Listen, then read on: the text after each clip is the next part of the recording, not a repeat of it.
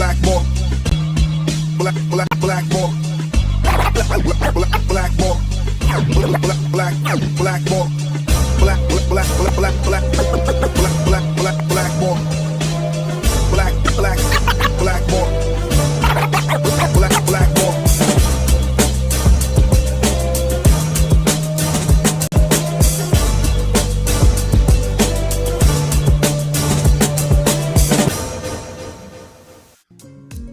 What is up, everybody? My name is James D. Fiore, and this is Blackballed. I think it was 2018-19, I was the recipient of, I think, 5 libel notices for work that I did. I was just about to say as a journalist, but at the time I would probably, as kind of like a outsider who was sort of like blackballed from media, and I had assets, I guess, like, sources that were really good, but no publication wanted to touch me. And so I would literally post them as notes, like literally breaking news as notes on Facebook. And there were a few things that I had to learn from that era. And you'd think that it was, don't say things that might get people to sue you. That would have been a great lesson. Instead, the lesson that I learned was most people that hand out libel notices, they don't, it's like a threat most of the time. I'm not saying it is this time. I have no idea if it is this time or not. I do know that I don't think this case would have even been heard in Ontario because Alberta doesn't have anti-slap legislation. And I had a talk today with Karima and a couple other people, one other lawyer and this other person. And I know how to smoke a joint and pontificate and think about stuff, man. But I don't know the law. So I asked them all if there was any possibility that I could sort of file a human rights complaint, because as an Ontario citizen, it feels strange that I'm being sued under a set of laws that doesn't even apply to me. And I think if there was anyone made for the anti-slap legislation, not to toot my own horn, because it's really not something to brag about anyways, it's me. This is, that's why I like podcasting so much. Well, not that I didn't do it before too, but I used to like it for the mischief. I used to enjoy, there was one example of a libel notice that I received in 2019, I think it was, from Vic Fideli, of the Progressive Conservative Party of Ontario under the stewardship of one Doug Ford. And Vic Fideli was on TV about a few days after Patrick Brown was sort of sandbagged by our guest tonight, in fact. No way. But the watching Vic Fideli go in front of the cameras and deliver this smarmy sort of declaration of believing women and that, just being accused, he should have the wherewithal to step down. My God. And then I found out that while he was delivering that, had a person who was filing a complaint against him for sexual misconduct. And I was so I've seen a lot in politics. I've seen a lot of, and hypocrisy is I always say that politics is really just the art of managing hypocrisy. It's really all it is. You'll see the liberals and the conservatives. So I should make a clip of this, but there is on the veterans file, they show the liberals in opposition and they show the conservatives in power under Harper, and the conservatives are railing them over the obstacles that veterans have to face. They are, grilling them over the, what was the big thing with veterans? Just being eligible for their pension. I think that, a bunch of stuff that should have been more turnkey. A lot of people felt that Harper and his government was being disrespectful to veterans, yada, yada, yada. And then, and of course, Harper in question period would stand up and he'd be like, "Oh, Mr. Speaker, we of course honor the brave men and women who serve our country with great." So they grandstand, and then they just ambiguously say something like, "We'll continue to treat veterans with dignity and respect." And it's just a nothing answer. But then the Liberals won in 2015, and they did the same thing with the veterans file as the Harper government did. And the exact opposite thing happened. And it was hilarious to see because it's just, it's one of those phenomenons that really, like, hypocrisy is just the cement, and it's cheap Portuguese cement, so it doesn't hold the building together that well. So it's just like, and that's only because sometimes, and I worked with them, and I love Portuguese food, and that's about it. But no, I'm just kidding. I found out the Portuguese were white, and so now I've been just going, having a field day on the Portuguese because I'm allowed to be racist against white people, I think. Point is that these kinds of situations where, we're suing somebody. Oh, Vic Fideli sued me because I leaked the document. I actually leaked the complaint and the email between the person that was accusing Vic Fideli and a radio host as they developed the the strategy meeting on how to launch the accusation. That's what it was, because I was pissed off at both sides. And that's why I just scooped all these journalists. And so these journalists were like, I was teasing them with what I had. And then when I saw that it was going to be one of these situations where everyone is just kind of slimy, I just released it. So all these reporters hated me. They're like, because they were kind of competing against each other to see who would scoop who. And I just like willy-nilly just threw it on Twitter. Just like, I don't care. Lisa, what the hell's her name? The big Irish lady, the MP for Ottawa. Everyone knows who I mean. I have to go to the chat here. But anyways, she did it once too. I don't remember what I said. Another empty threat. Peter Mansbridge sent me a libel notice once. Nothing happened there. Another empty threat. And my collection's pretty cool. Like if they were baseball cards, I don't know who Peter Mansbridge would be. He'd be like Don Zimmer or something like that. My point is that when they're sent to media people, especially even like at the time I was like basically a gonzo journalist, it's a little, the first one that you get, you're like, oh my God, what is happening? And then you're like, here's your Christmas gift. I wrapped it in a libel notice because, it means nothing. So you might as well rip it. And then I got one today. I'm not going to show it because honestly, it's just a bunch of shit that I said on the podcast already. So the thing that they have problems with, and this is Shane and Edith Wenzel. They have problems with two of the podcasts that I was on with David Wallace.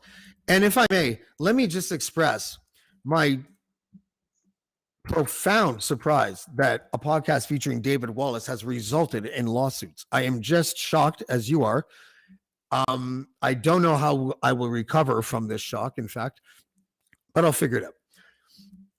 And so they are mad that it was sort of the manner in which I speak. I'm really just saying information that I learned from the Klondike Papers and from David and Richard Marsh. And so like I'm presenting it to people like in a way that I guess it's factual, but it's not like this wasn't out before. They think that what they're mad at, the defamatory statements are the Wenzels knowingly gave money to a scheme to oust an elected official. I mean, the Wenzels used political donations as a pretext to distance themselves from illegal or immoral conduct. I mean, and the allegations advanced by David Wallace of and concerning the Wenzels have been vetted by seasoned reporters. True. That's a little bit of a shot across the bow at Jesse Brown, who wanted to make sure that everyone knew that he was the only reporter reporting this. So maybe it does all fall in his lap. I'll have a talk with my lawyer as soon as I figure out who my lawyer is. So I don't know what to think, to be honest with you. The whole no slap legislation thing kind of worries me. I don't know where that's going to end up. But I mean, I don't know. Like, first of all, if you look at the story, even if you're trying to be generous to the Wenzels, and this podcast is brought to you by the letter A for allegedly, the alleged scheme that involved David Wallace, political fixer turned whistleblower, who was sort of he was the hired gun for the scheme. They wanted to hire him to see if he could come up with a plan, and that's the plan he came up with. And then they hired him to execute the plan. And I'm using an ambiguous they there for now. But the idea that the Wenzels didn't know what was going to be done with their money, I personally find a little rich, because they couldn't come up with an alternative, like where the money was going. Like, where did you think it was going? Do you make a habit of just handing 25 grand to somebody for no reason at all? And I think that I'm probably okay with this thing. I mean, it's really fancy looking. Like the law firm looks like they've they've updated to at least Windows 10. Like they just seem, it's intimidating, and there's like bold lettering where all the horrible things that I said. The first thing that they put up was this comment that I made.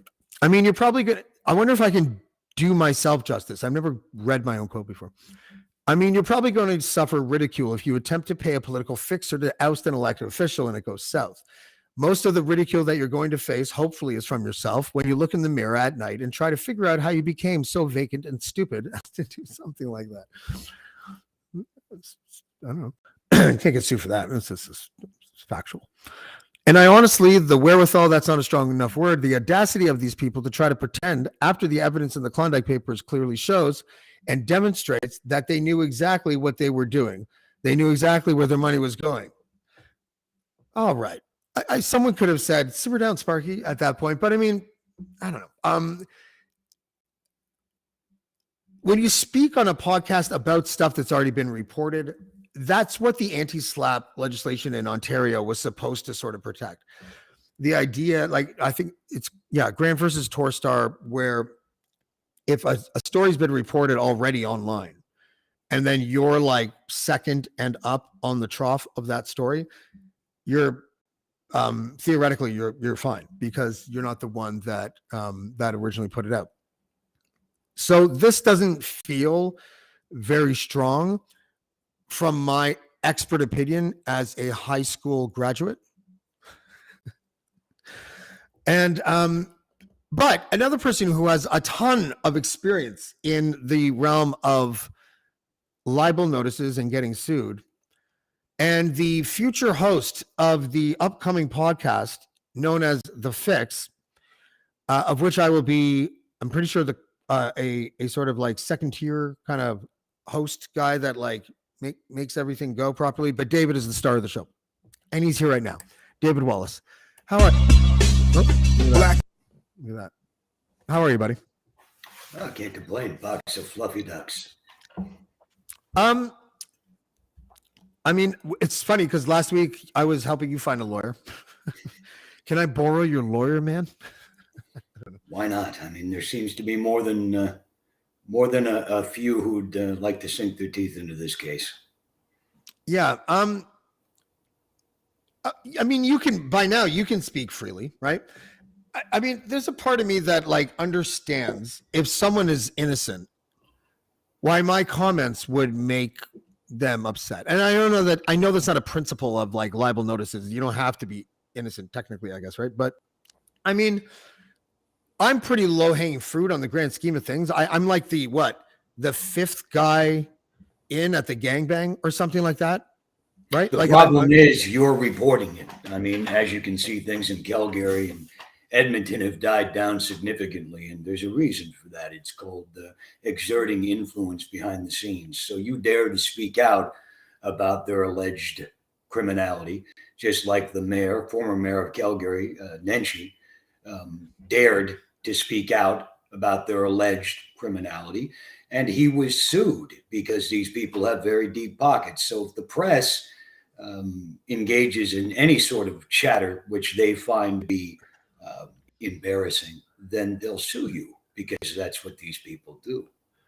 They want me to issue the following statement and keep it on, and I need to post the I guess do they think it's a video retraction? I just noticed that now. I guess they want a video retraction that's posted on my podcast for 30 days. I guess it could be written. And this is what they want. And if anybody knows me at all, they have a better shot at getting the $1 million than they have at getting this. I want the rest So of the money they owe me. imagine me saying this, David. I think either one of us are going to get it. All right. Live on the floor. In previous episodes of the Blackballed podcast, I've made several false and defamatory comments about the Wenzel family, implicating them in a scheme to entrap former Calgary Mayor Naheed Nenshi. In these podcasts, I have also given a platform to David Wallace to perpetuate these unfounded claims. I have removed the podcast that contain these statements.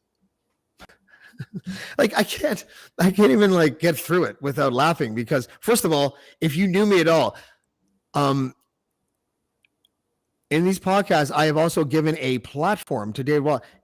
I cannot stand the word platform. I just can't. If anything, it doesn't have an ideology. It's a thing you stand on. So, okay, sure. But now it's being used as like this verb, like you're exalting him. It's an endorsement if you have him on your program. And it's just like, no, it is not. Like, so I'm afraid that that is probably not going to happen, or we'll be negotiating for months about the word platform because that's more important to me than even this. I'm surprised they didn't want you to lick their boots too. Right? Now, we have been dealing with people like Mike Torigno, allegedly, who keeps sending emails like and saying things like, yeah, man, I sue for sport, man. And I'm just, okay. I don't know why you listen anymore. When the little dog. I haven't got an email from him in like 4 days or something. Not in 4 days or something. But they sound pretty confident, like the people that swim in that ecosystem. But I mean, if they sue for sport, first of all, how could you find a way to sue people if people have quotes from you that say you sue for sport? Like, isn't suing for sport against the entire spirit of, English common law or whatever? Like, it just seems, again, high school graduate. I have no idea what I'm talking about most of the time, but it seems to me that there is there's a little bit of misusing the courts. Like you're using the court as a racquetball court, basically, is what you're doing. Well, this is how they stifled dissent, and this is the only way they are able to stifle that dissent is through slap lawsuits. It's a tried and true method. It's worked for decades, and as you can see right now, the politics going on right there are a little bit ass backwards, and this is one of the tools that are available for these. Well, let's call them what they are, criminals. And I'm not going to say it's allegedly. This podcast is brought to you by the letter A. The letter A, allegedly. Yeah, David, well, whatever. I mean, this is how they get away with it. This is how they get away with it. We're gonna have to talk about talking over each other. It was so funny. Let me talk.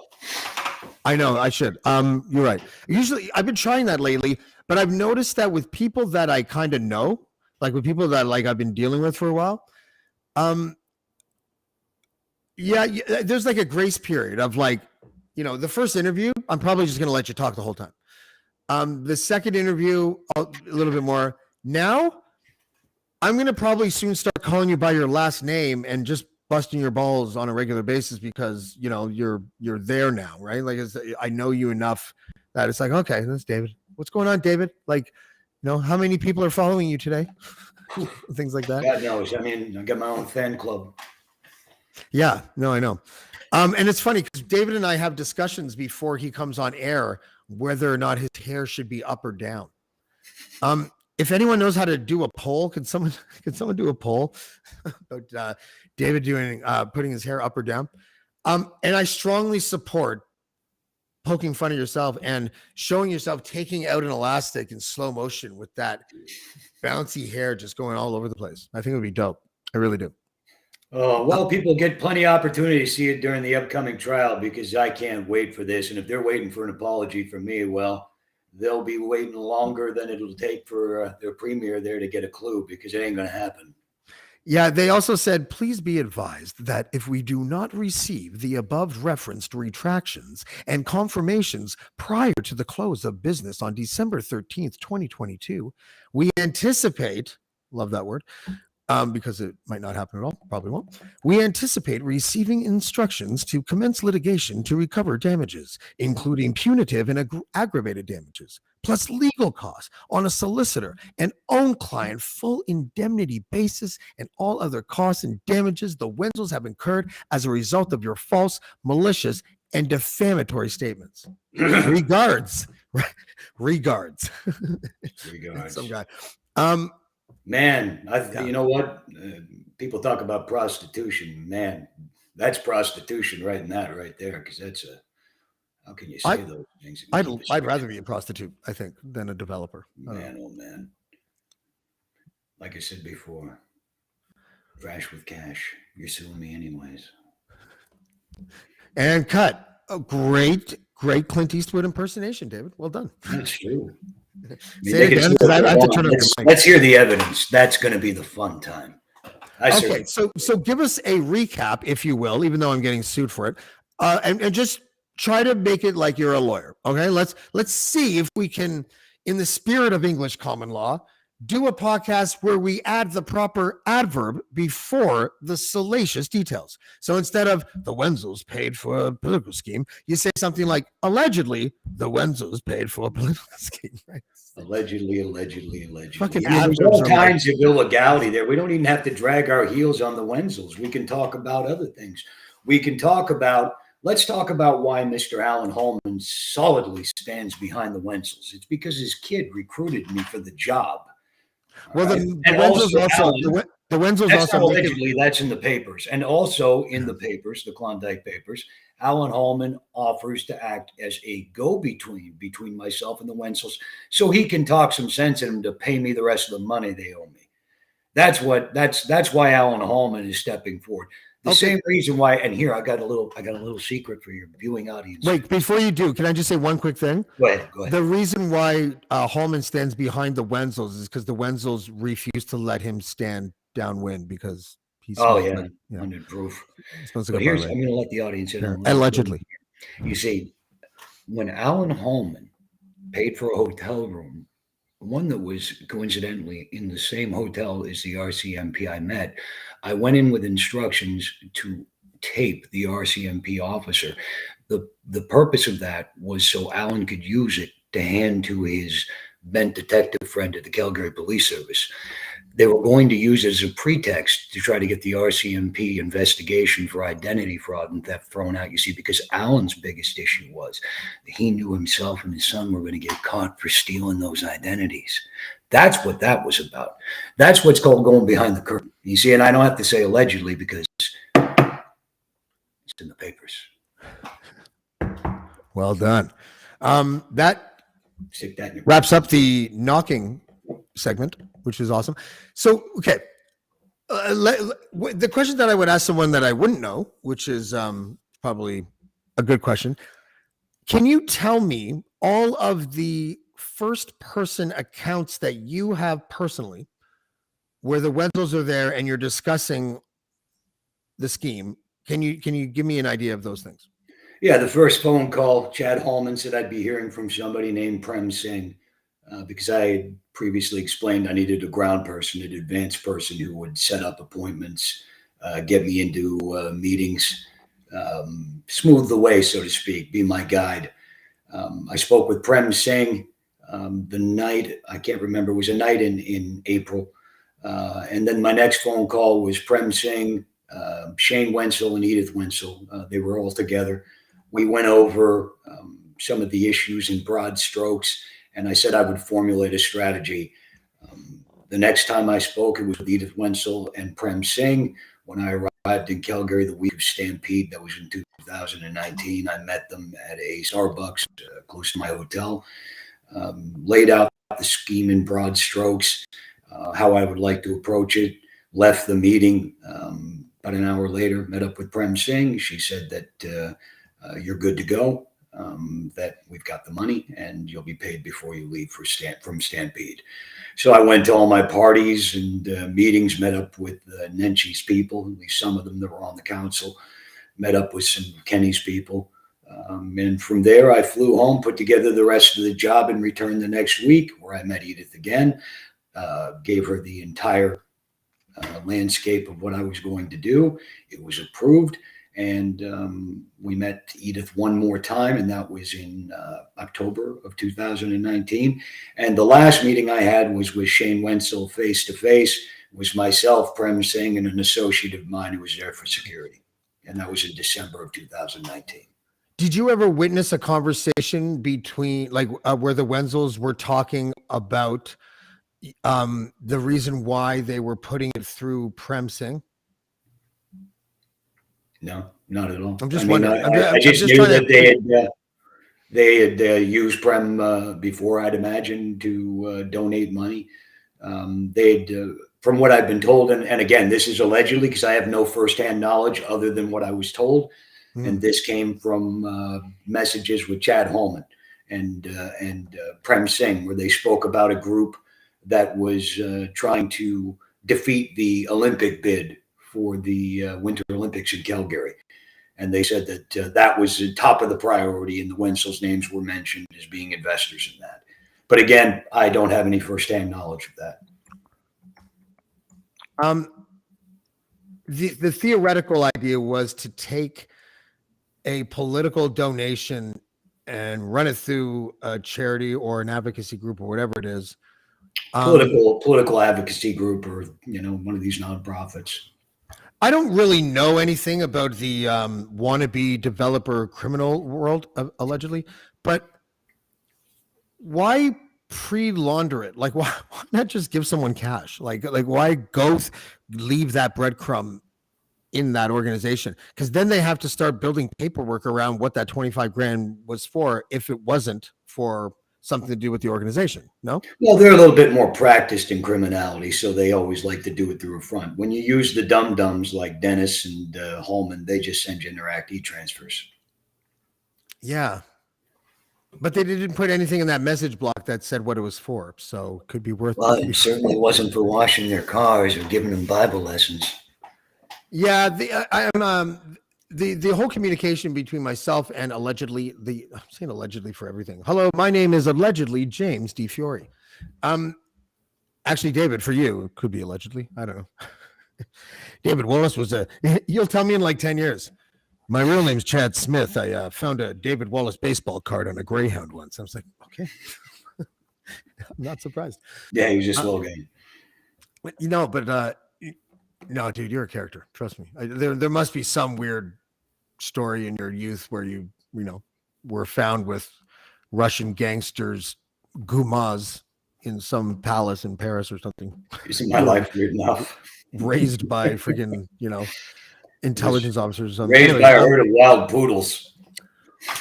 Oh, that I wasn't expecting the wild poodle thing. I thought you were going to go more cutting edge.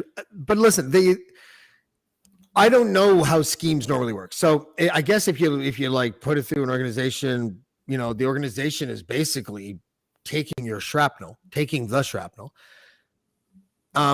It creates a conspiracy, quote unquote, allegedly, supposedly, because, or I retract supposedly. Can you just do that? Can you, if you have a live show, are you allowed to go like this? I believe the Wenzels are guilty of something. You know what's really allegedly, wait. allegedly. I didn't mean the statement until I said alleged, and then you retract. Like, I mean, how does this work? This is why I don't like the idea of being able to get sued for speaking hyperbolically. Like that's the whole point of being able to talk, is so people can meet your ideas and tell you if they're good or bad. If someone says it's a bad idea for me to be taking shots at the Wenzel family because of what I am gleaning from the evidence in the Klondike papers, oh well, like I don't know, they and listen, I'm not big enough to damage your developer company. No one knows me in Alberta. It's not like, so that's why I feel it's like it will go away. It does. Well, here's the biggest problem. This is what people, to be serious, this is the biggest fear that people should have right now. You're talking about a lawsuit coming from a very staunchly conservative family that are heavy donors to the conservative movement in Alberta. In fairness, a lot of people in Alberta are heavy. Well, that's true, but I do know that their political leanings are in lockstep with what is going on in Alberta right now. And this is a microcosm of what we're going to be facing if this brand of conservatism, if this blue wave that seems to be coming from Alberta moves forward. We're going to be seeing complete. People think the press is muzzled now. Right now, yes, it's muzzled. But what's it going to look like when this group gets a hold of it? Nobody's going to say nothing, because if you do, well, you're going to get sued. You think that anti-slap legislation will stick around in Ontario or Quebec or any place else that has it? No, I don't think so. It's the problem. I think it will. I think really, you see what Doug Ford's got cooking here in Ontario? I mean, I'm sure it's something on the barbecue in Muskoka, whatever. Yeah, well, this guy is, I'm telling you, pretty soon we're going to be, people say that you paint all these people with the same brush and you don't say this or this person wasn't here. They all swim in the same sewers, all right? And they asked that when they tried to assassinate Hitler, was he the target? Was he? Listen, it's a room full of Nazis. They're all your targets, all right? Let's face it. Hitler's We're talking about people who believe in praying away the gay. We're talking about people. I'm talking about the power to be in Alberta. Pray away the gay, oil and gas. I mean, burn it all day. This is no way to build a future. This is the scary shit. This is what's going on in this country today, where people look at this. I mean, it's a message fired across the bow to you, James. Any journalist who wants to report on a story that's already, if you might be bringing embarrassment, well, you're open for a lawsuit. Wow. Didn't know I woke up in St. Petersburg this morning. Well, that's what I mean. It's absurd on its face. So what did they say? I said, so they gave me like, what is it? 1, 2, 3. Like, there's a whole bunch of statements that they said. I said something like, I said exactly this. The Klondike Papers were real, unlike contrary to what Justin Ling said. Thanks. They even went as far as like printing it verbatim to show me where I fuck up. Anyways, it's not a big book of conspiracy theories. Listen, nobody has ever had to deal with all these star attorneys and these impeccable political fucktards in Alberta. Is fucktards okay? Like, I know it reminds people of the R word, but is it okay? I think it's good. Okay. Just to let the record show that I'm asking and soliciting advice on what I can say from a man who said he was going to take out Alberta with a flamethrower. Alberta didn't sue you. They're not snowflakes. Okay. These impeccable political fucktards in Alberta have ever had to deal with somebody who worked in the shadows for decades, deciding to shine lights, to shine sunlight on the things that he did and who he did them for. David Wallace is a glitch in the matrix. And all of these scandals that are coming out, the Nenshi scandal, the Doug Ford thing with this Russian money, all of these stories that have been vetted by reporters more seasoned than me, reporters from the CBC, Global, CTV, Canadaland, wherever, have determined that these stories are true. First of all, I thought that was a pretty good statement. Unless fucktards is off limits now, and if it is, fuck. But it's the frivolousness of it means that they could do it for sport, just to get back to what the alleged Mike Torigno guy said. And I would just do podcast after podcast about the cultural ridiculousness of suing for sport, and I would maybe it would like prompt an anti-slap legislation thing to happen in Alberta. Like, it just, I know that there's a lot of bad guys out there. They control a lot, and they want to be able to control certain systems and as best they can. But they also have to get voted in. They also have to, and an NDP government is always a possibility now in Alberta.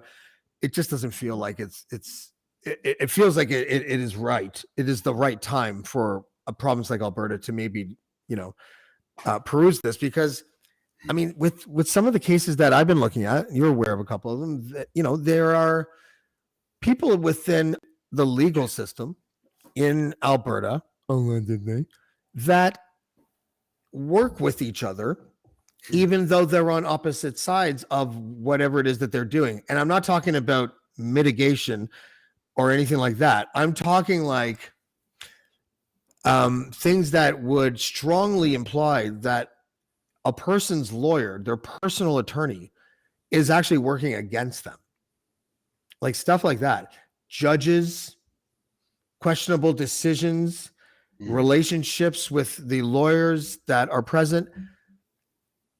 I'm reading this stuff and I'm just, and I'm trying my best to be like, okay, be agnostic about this information. And I am, and I'm trying to, but wow, does it ever look like, especially one of the cases that it's fucking feels criminal. I'm not saying anyone's name, so I guess I can say whatever I want. But now, you know what? Lawyers will find a way to sue. Mr. DeFiore was clearly implying that it was Jonathan Dennis. Anyways, it wasn't. There has to be an appetite for anti-SLAPP legislation, and people actually probably mostly don't know what it is. Like if you asked 100 Canadians what it is, 4, maybe 5 would tell you what it is. So, it protects us, but it's not something that's a household name. I would agree. We need it though. I mean, Alberta needs it. They really do. But I mean, you've got a situation right there where the criminality in the UCP is off the charts. I mean, it's worse than most foreign hellholes I've been to. It's you've got a guy there, Alan Hallman, who's the power behind the throne. He's the one that engineered Danielle Smith's rise to leadership. Jason Kenney, I mean, you probably didn't catch on, but he's also the guy who stuffed the knife right in your back, so you lost the leadership race. I know you don't know that, but that's what happened. And you see, he's controlling. They had a fall guy candidate, right? Well, hey, he's controlling her, and this is what's going on in that province, and that's a fact. And Alberta, I mean, you need to know this is a bad guy. This is a guy who tries to set up cops. This is a guy who steals people identities. I mean, the UCP leadership race with that identity theft, it was all about screwing over people in a vulnerable position in a minority community. And we got some pretty dangerous shit. When the RCMP doesn't even want to touch something, it tells you something. We got some really dangerous ideas emanating from certain pockets in the population, and that needs to change. And it's happening in Ontario too here. I got to tell you, Doug Ford, I mean, he's gone now. He's gone to the cottage. I guess he's going to enjoy his relaxation time with someone who, probably everybody knows. The letter K is our name, a letter for today. But I'm sure he'll be up there. And even I don't know what you're talking about. And the fact of the matter is, with giving these mayors extraordinary powers, he's basically shutting down dissent, shutting down any avenues out. It's all about developers, greenbelt developing. I mean, you're having your province broken up and stolen and sold out the back to a chop shop, Ontario. Let's wake up. It's there's a lot. They're of stuff doing happening. Great. These conservative governments, they're doing great right now. I was recently a co-chair of a mayoral candidate. We can't say his name yet, okay? Because he still owes me money. That's the only reason. And so I don't want to I don't want to, but he, being on that campaign, this isn't anything about the candidate actually, but being on that campaign and finding out about the infrastructure plans for this province in the next 10 years is gargantuan. It's otherworldly. Barrie's going to go from 150,000 people to 300,000 people. It's going to double in size in a decade. That is not unheard of. There's golden horseshoe towns like Whitby. I know is like this because I used to live there. It went from Barrie's already fallen apart too. It's got one of the highest crime rates in Canada. The place used to be a paradise, and it's turned into Skid Row. Where's the criminal paradise? I said it's one of the criminal capitals of Canada, Barrie, Ontario. It's turned into human trafficking, you name it. It's hash oil dealers. It's turned into a real problem. It used to be a beautiful community, and it's fallen apart. Yeah, they put the safe injection sites to downtown. That was one of the issues that I was working on. I actually drafted the policy for this candidate where the advocates want safe injection sites downtown. and because they said that's where people who use them will be. And the past mayor, I think, wanted to, or no, there was another proposal where they wanted it out of downtown. And then we just put it in a different location in downtown where the human traffic is less, but it's still close by. But yeah, the infrastructure projects, the railways, the development of houses, the sprawl, the new condos, the buildings, the refurbishing, and in some cases replacement of irrigation and that kind of stuff inside cities and towns. There is so much money to be made. And you know what? You'll find the same pocket of developers are always the ones who are doing the work. And you'll know what? Those same developers you'll find sprinkled all throughout the GTA. Yeah, they did. One with about $1.5 billion of Russian sanctioned cash that's made its way in that I know personally. I keep quoting Ryan Lindley from, I don't remember if it was my podcast or Dean's show, but he said something like, it was very fortuitous for these Greenbelt developers to buy land a year before any announcement was ever made that the land could even be developed in the first place. It's just like, isn't it amazing that Doug Ford, the minister responsible, his daughter, the minister responsible, she's all of a sudden Doug Ford's communications officer. I mean, these coincidences, they just keep popping up. And then Brian Lilly with his gag ball and everything. Like Brian Lilly. Oh my God. The guy looks like Mr. Potato Head. With that hair, he looks like Christopher Walken, you know? But you know what's funny?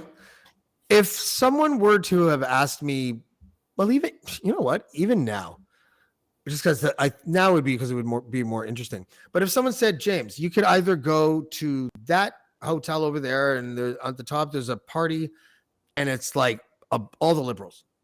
Like, and I'm not just meaning the politicians, but like the staffers and the machine that helps it.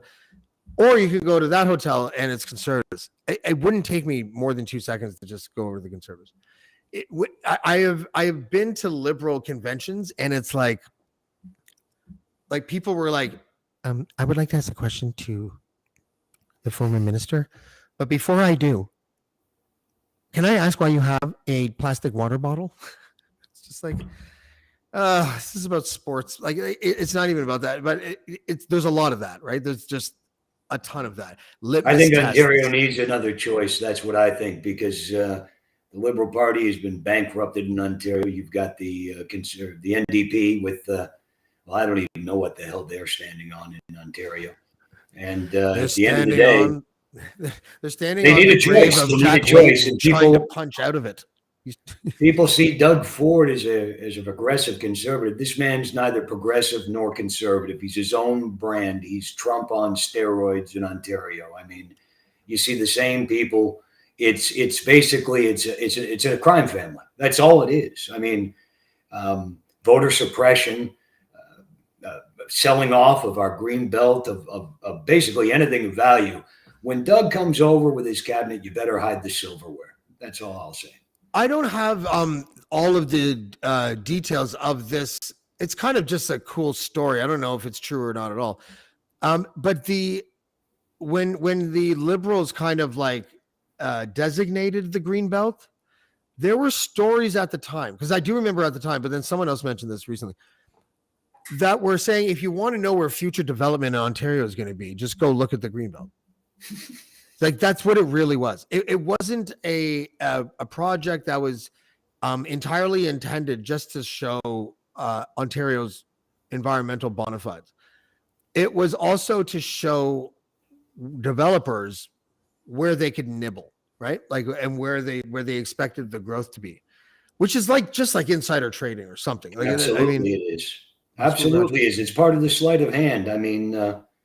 We see it every day. I'm not going to sit here and say the Liberal government is the greatest government in the world, because they're not. I mean, case in point, how our policing services, our intelligence agencies have fallen apart under their watch, I may add. And I'm not going to say it's all their fault, but here's the problem. If you know you have a intruder in your house, you throw him out of your house. If necessary, you kill him, but he's gone. But they let that fester. in our services. And now we have policing services and agencies that have completely divided loyalties. It's wishy-washy government, and that needs to stop. If you kill him for fun, do you plant the gun beside him or still in his hand? No, you don't kill for fun. I mean, basically, but if like I said, you have an intruder in your house, you don't invite him in, and you don't tell him to make himself comfortable and bring friends. But that's what's happened. And that's why we're in very dangerous territory every time a false flag operation like the convoy happens. Because our agencies have divided loyalties, something dangerous could happen. A politician could be shot, innocent people could die. I mean, democracy could fall. And don't think that the bad guys don't see that. But we have this divided loyalties. And I know directly where they're coming from. They're coming from the extreme religious right. These are the dupes. The people doing it, religion doesn't mean anything to them. They're the businessmen. Those are the guys who are washing the cash over the border. Those are the guys who own the corporations. We're talking about oligarchs. And the type of oligarchs I'm talking, mostly energy oligarchs. The ones that we see in Alberta. The ones who are against you and I having any equality in this life. Well, we're two white guys, so we're pretty equal. Except for think the hair. anyone's equal. I should People be look at oppressed colors. when I Black- stand. I should be oppressed when I considered oppressed when I stand next to you just because of the hair. James, but look, people, black, white, gay, straight, man or woman, it doesn't matter.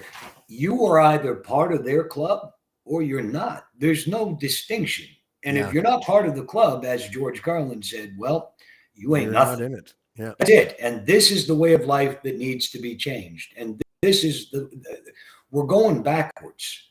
We're going backwards. We have people who can't even agree on vaccines. We have people who don't want to wear a mask for a political statement. We have people who'd rather Medical shut down the exemption, economy. David. Medical exemption. Go ahead. You know what I'm saying. What I'm I saying know is exactly what you're saying. we have parties now where, irregardless of what the issue is, their default position is to take the opposite side of everything. There's no more working together. There's no coalition. There's no anything. And that's what we need. I don't know what we need, to be honest with you. I'm pretty infamous for saying that I vote NDP in every single federal election.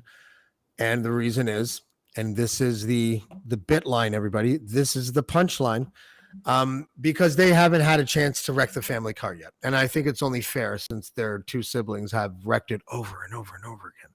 So, and that's it. That is my only, because I can't bring myself to contribute to the revolving door of liberals, conservatives, and just their different styles of corruption. That's really That's all it. Yeah. That's it. So- That's the key word. Different styles of corruption. You got one wing and then you got the other. Well, Right? it seems like liberals lean on bureaucrats to do partisan things.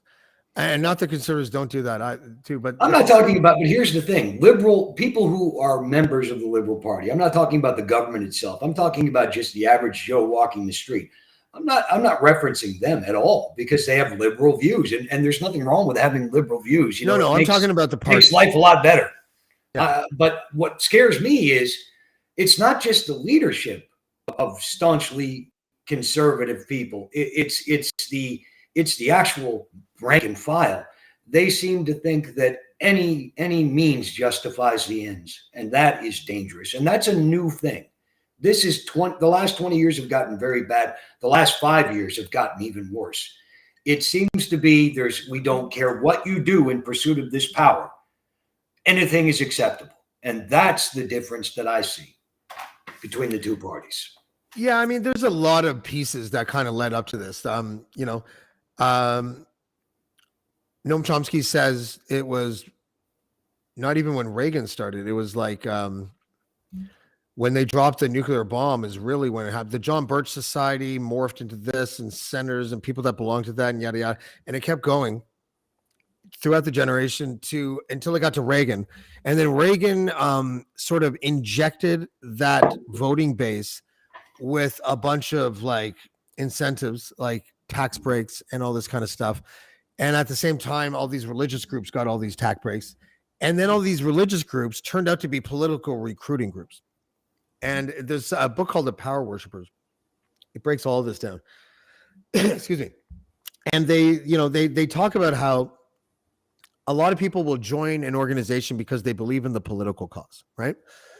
And what they end up becoming is like a de facto and completely unbeknownst recruiter for the party, or at least someone spreading the issue that that group is responsible for and paid to do by a lobby group or whatever, or a corporation. And anyways, but it all feeds in the States, it all feeds things like anti-abortion laws.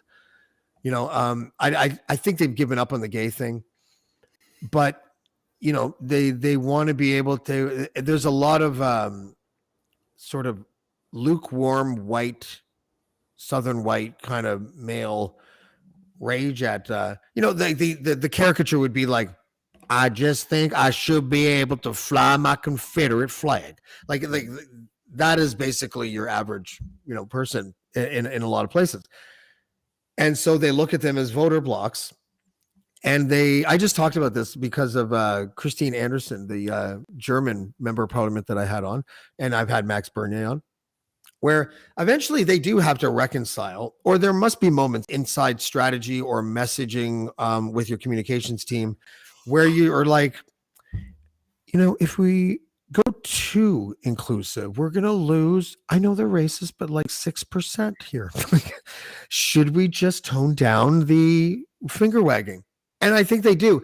And I don't like it because I just think it lacks courage. And I don't actually agree with the math. I think that they would absorb a lot more people than they would lose with the statement that it appealed to diversity. So it's cynical, right? And then it was the Tea Party, and then Sarah Palin and all that stuff, and then Trump in the States. Here, we're kind of at the stage where the Tea Party is just getting set up. We're kind of at that stage, I think. That's the problem with all politicians, though, isn't it? Though, James, they all want to say, "What's going to get me the most votes? I might lose that 6%." Why not just go up and say what you believe in? Why not just tell people flat out what you're going to do? Do what you say what you do, and if you win, you lose. Let the chips fall where they may. But wouldn't you have some integrity? Wouldn't the Canadian people rather prefer to vote for somebody with integrity? I mean, whatever that is, but aren't we sick of politics as usual? I mean, we're just gonna keep going round and round in circles until what? Until our society falls apart? I mean, it's happening right now. I'm pretty sure there's segments in this podcast that we can turn into a good campaign ad for you. Yeah, I don't want to be a politician. I couldn't last because I couldn't worry about what might get me 6% of the vote. You're a natural. Well, so far in this interview, 6% of the corruption vote in Alberta, if you say that. So far in this interview, you said, what was the first thing that you said? Oh, we have to learn how to do politics differently. That's very politician speak. And then what did you just say? The politics of, oh no, I'm not a politician. I'd never be a politician. I know you're doing it right now. I couldn't do the job. I'll tell you one thing. I may not be a politician, but I know I can tell you when politicians are lying, because every time they open their mouth, they're lying to you. And I think I'm sick of it. Yeah.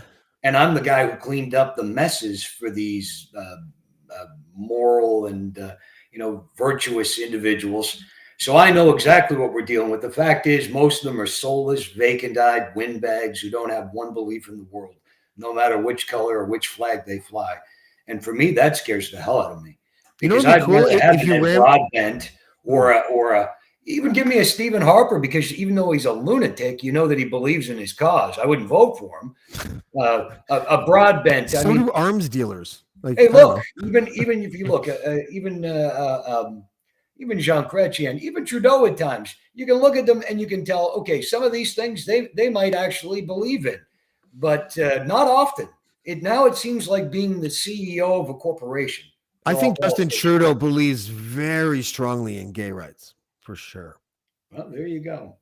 Hey, look, somebody's got to believe in something. What I'll tell you is, to me, I want to see a politician who doesn't give a damn about the polls and does what they actually think is right.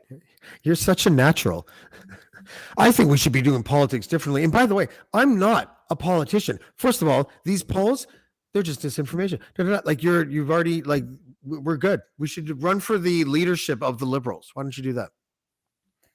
Well, where are they going to? Where in Ontario? Sure, I'll run in Ontario. You know what I'd I'm like just to kidding. do about that? I would love to do that for one day if I could have one day with Doug Ford in a debate, but they got to let him speak.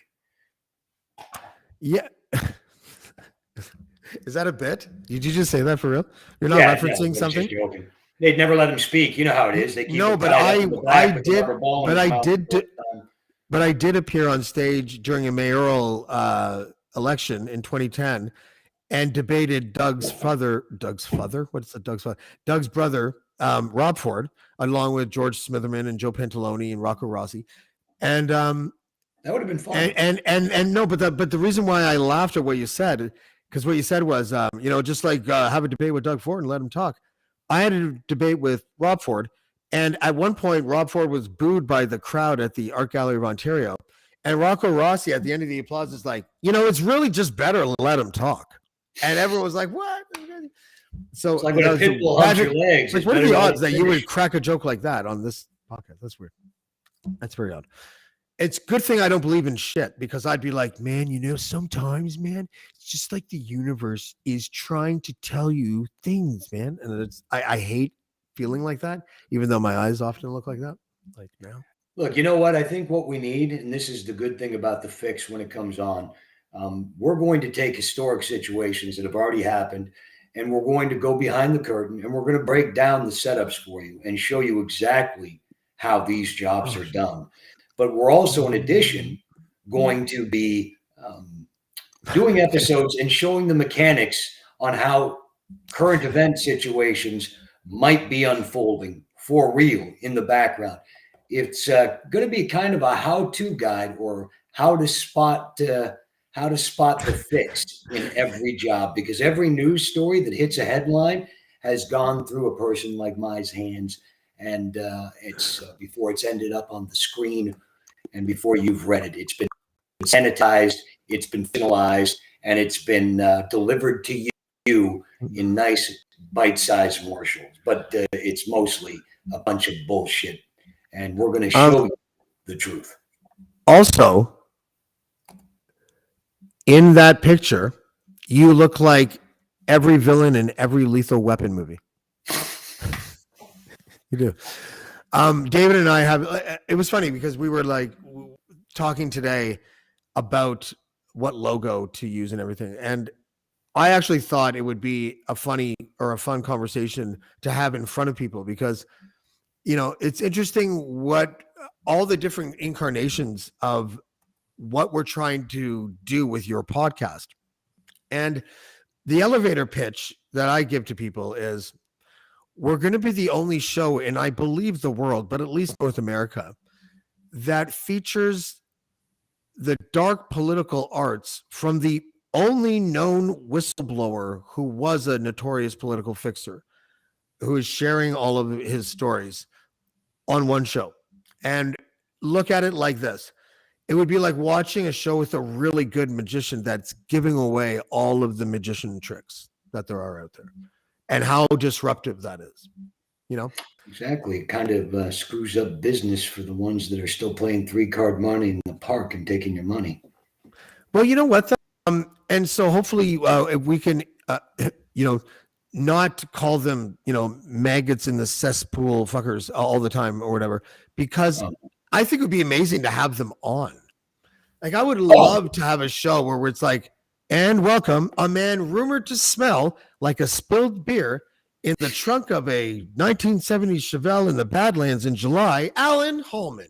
Alan, and just wonder if they would just do it just because, just for the sport, just to make it a fun meeting. Now they don't seem to have. They might. Who knows in the future? Well, listen, I'm looking forward to it. We don't have a date set yet, but it's coming, and it's going to be dope. Like, I don't want to say any of the guests yet, okay? Because I want to surprise people. But we can give one hint, though. We can give one hint that it's only in America. Only in America. Yeah. See, the way you said it, now everyone knows who it is. Well, actually, that was really bad. That was a really bad Don King impersonation. Okay, I'll just give it away now. Everyone's going to know anyways in about 10 seconds. So he's floating around. The dates that we haven't nailed yet is really the kind of thing. But David has had such an interesting life. And can you just, before we go, tell the story about the man that you used to watch boxing with for 10 years until then you found out something about him? Yeah. Yeah. Well, I've always been a big boxing fan. So I used to, in the late 80s, early 90s, I'd fly to Vegas and I'd sit wherever the fights are, or Atlantic City. I'd go to the convention center. I used to watch Vinny fight there a lot. Vinny Pazienza, Vinny Paz, the former lightweight, junior middleweight champion of the world. We were buddies, so I'd watch all his fights. But I would go in early and watch all of the card. And usually there's nobody there. There's just a scattering of people. The arena fills up during the main event or close to the main event. And for about 10 years, there was always a guy who was there early. And, big guy, tall guy, baseball cap. And he sat there and he had some programs. And we started chit-chatting one day, and he was a big fight fan. And his favorite fighters were the Wallace brothers, Gabe and Raphael. And we talked, and I knew him as Gene. And, we were never sat in the same seats. So we just chat for an hour or two before the arena started filling up, because we were both boxing fans, and we'd go to our own seats. He was down ringside, I wasn't. And then one day somebody came up and asked Gene for his autograph, and it turned out it was Gene Hackman. And I remember saying to him, I go, I didn't know you were Gene Hackman. And he says, I know, that's why I talked to you. So great guy. and then he walked up, turned the corner, and I never saw him again. He's a great fight fan. Great guy too. Really nice guy. Yeah, you've had a fascinating life. So the again, I want to triple confirm that everyone understands. David is the star of the show. I'm just going to throw things to complement what he does. Segments. I mean, I'm sure lots of things are going to change, as we kind of feel it out. But the cool thing is there's so many options, because, I mean, we were talking about doing these fun games of speculation, where if you're watching a scandal unfold, we could speculate on what's going on behind the scenes to facilitate the scandal, and we can speculate what they might do on the other side in order to answer. And I think those kinds of things are interesting, especially if we're never ever right. That would be funny in and of itself. Like I'd be able to pull that content off, I think. But the stories that you've done obviously are crazy. And again, the uniqueness of you, the uniqueness of having a political fixer who has blown the whistle on their own capers and pulled the curtain on all the vampires that they work for is fucking delicious, and I've never seen it before. So that is why I attached myself to your idea, and I will never let go now. And look at how it's working out for you. You've been sued already. Yeah. There should be a David Wallace kind of, clause in my contract where I get to use the network's lawyers in case you get me in trouble. In case. I think it's an inevitability. David Wallace, thank you for joining us tonight. I appreciate it. Calio. Yeah. I don't think anything's going to happen with the libel notice, but we'll see. I'm supposed to answer it by December 22nd, I guess, to give my letter in which I implied the middle finger. But no, I think you have to be all professional. I'll get an equally impressive looking legal letter. And I'll say things like, James DeFiore broadcast his. I always do that accent. You're right, guys. But it's not Boris Johnson. I don't think it is. I think Leanne once told me that it was Christopher Hitchens. When I break into a British accent, you see, it's much because I'm trying to explain something. And now I can't do it because it's on point. I can't do accents. I was famous for doing an accent in high school that was something like, I can't tell where I'm from, because I don't know how to do British ones unless I'm drunk. I don't get drunk anymore. I do get stoned, just a little bit, and have the pasties. So we'll see you next time on Blackballed. Blackballed.